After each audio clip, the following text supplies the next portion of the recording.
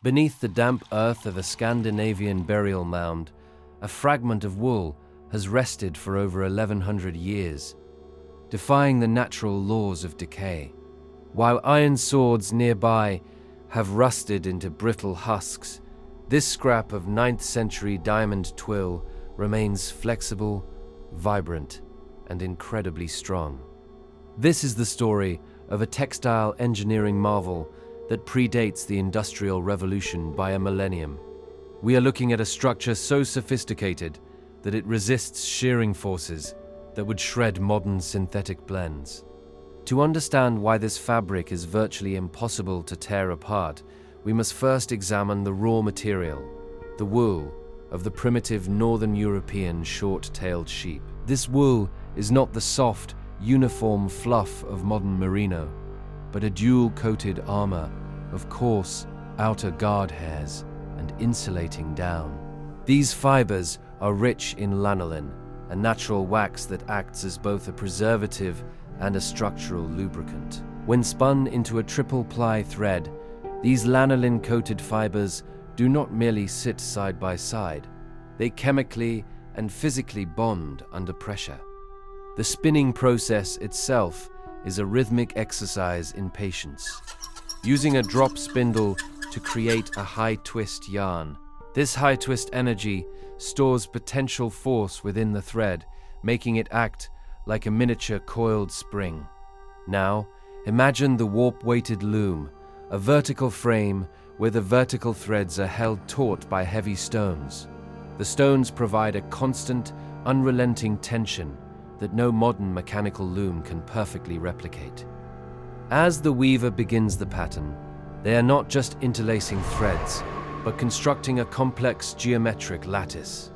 The 9th century diamond twill is a 4-shaft weave that creates a repeating pattern of concentric rhombs. This geometry is the secret to its legendary durability. In a standard plain weave, threads cross over and under in a simple 1-to-1 ratio, creating many points of potential failure. In the diamond twill, the float of the thread, the distance it travels over other threads before diving back under, is carefully calculated. These floats allow the fabric to shift and distribute tension across a wider surface area rather than snapping at a single point. When a tearing force is applied, the interlocking diamonds act like a series of tiny shock absorbers. The friction between the lanolin-coated threads increases as the fabric is stretched, causing the fibers to grip one another tighter. It is a self-locking mechanism where the very force trying to destroy the fabric actually reinforces its structure. The lanolin allows the fibers to slide just enough to avoid breaking, but the triple-ply twist ensures they never fully separate. As we reconstruct this weave, the sound of the loom becomes a steady, hypnotic pulse. The heavy stones clack together softly as the warp shifts, a sound that has echoed through longhouses for centuries. Each pass of the shuttle adds another layer of defense to the textile. The weaver's hands move with a precision that requires no conscious thought, a meditative flow of fiber and wood. We must consider the microscopic level, where the scales of the wool fibers act like biological Velcro. These scales are oriented in a way that allows them to lock into the adjacent threads, creating a cohesive unit that behaves more like a solid sheet than a woven cloth. This is what we call geometric friction, a phenomenon where the shape of the weave maximizes the contact points between fibers. Because the diamond pattern creates a diagonal orientation, the fabric possesses an inherent stretch and recovery. Even if a single thread were to be cut, the surrounding diamonds would tighten their grip to prevent the whole from expanding. This is the self-healing property of the 9th century twill, a feature that modern fast fashion can only dream of achieving. Modern machines prioritize speed and uniformity, often stripping the wool of its natural oils and stretching the fibers to their breaking point. The ancient method, however, respects the organic limits of the wool, working with its natural properties rather than against them. As the night draws in, the repetitive motion of the weaving becomes a gateway to the past. We can almost feel the calloused hands of the Norse weavers who spent their winters creating these indestructible garments. They knew that their lives depended on the quality of their cloth, whether facing the North Atlantic spray or the rigors of overland travel. A cloak of diamond twill was more than just clothing. It was a piece of mobile architecture, a shield against the elements. The density of the weave also makes it naturally windproof and water-resistant.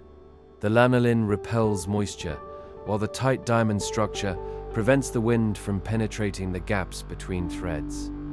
As we watch the pattern emerge row by row, the complexity of the design reveals itself to be a mathematical masterpiece. Each diamond is perfectly symmetrical, a testament to the weaver's internal sense of geometry and count. There are no shortcuts in this process.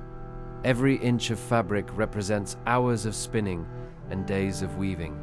This investment of time is what creates such a lasting legacy, a material that survives the centuries. We test the finished piece against modern shearing forces, applying hundreds of pounds of pressure. The fabric groans and stretches, but the interlocking diamonds refuse to give way. The friction heat generated by the tension actually fuses the lanolin slightly, further bonding the fibers together in real time. It is a dynamic response to stress, a living quality of the ancient textile. The more the fabric is used and worn, the more the fibers felt together, increasing the strength of the garment over time. Unlike modern clothes that wear out, these ancient textiles essentially wear in, becoming tougher with every decade of use. The color of the wool, dyed with natural woad or madder, remains etched into the fibers, protected by the same lanolin that preserves the structure.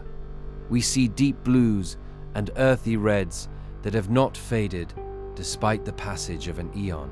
Now, the loom falls silent, and we are left with a piece of history that we can touch and feel. It is heavy, substantial, and carries the scent of earth and ancient sheep. The structural integrity is so high that it feels less like cloth and more like a soft, flexible metal. It is the pinnacle of functional, historical boredom, a deep dive into the minute details of a craft that conquered time.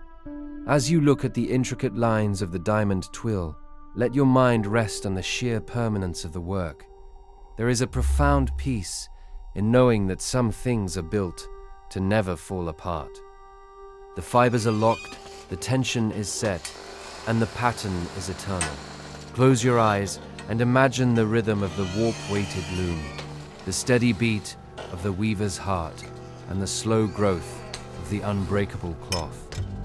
Sleep now, knowing that the secrets of the past are woven into the very fabric of the world, resilient and unchanging. The 9th century survives in every thread, a silent witness to the power of human patience and natural geometry. The weights are still, the threads are taut, and the diamonds remain unbroken through the long, quiet night. Discover more history by watching the next video. We're eager to share more with you. You can't go wrong. All our videos are deeply detailed, dull while fascinating, and distinctly sleep-inducing.